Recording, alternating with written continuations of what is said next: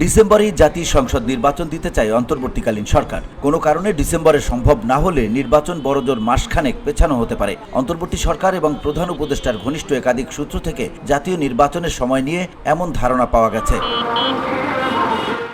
এই সূত্রগুলো বলছে আগামী ডিসেম্বরেই জাতীয় সংসদ নির্বাচন, এটা মোটামুটি নিশ্চিত। তবে কোনো পরিস্থিতিগত কারণে ডিসেম্বরে সম্ভব না হলে আগামী বছরের জানুয়ারির মধ্যে ভোট হবে বলে মনে করছেন সরকার সংশ্লিষ্ট অনেকেই। কারণ আগামী বছরের ফেব্রুয়ারিতে পবিত্র রমজান শুরু হবে।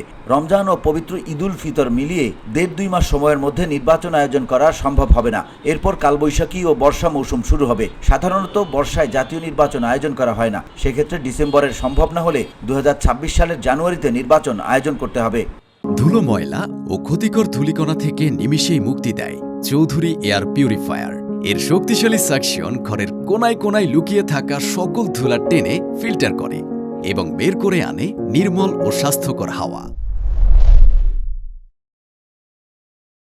অবশ্য অন্তর্বর্তী সরকারের নৌপরিবহন এবং শ্রম ও কর্মসংস্থান মন্ত্রণালয়ের উপদেষ্টা এম সাখাওয়াত হোসেন ইংরেজি দৈনিক দ্য ডেইলি স্টারকে এক সাক্ষাৎকারে বলেছেন, অক্টোবরের দিকে নির্বাচনের তফসিল ঘোষণা হতে পারে। গেল বৃহস্পতিবার প্রকাশিত এই সাক্ষাৎকারে তিনি বলেছেন, আমি যদি খুব ভুল না করে থাকি তাহলে অক্টোবরের দিকে তফসিল ঘোষণা, ডিসেম্বরে নির্বাচন এবং জানুয়ারির মধ্যে নতুন সরকার গঠন হতে পারে এমন সংকেত পাচ্ছি। VOD Bangla news desk.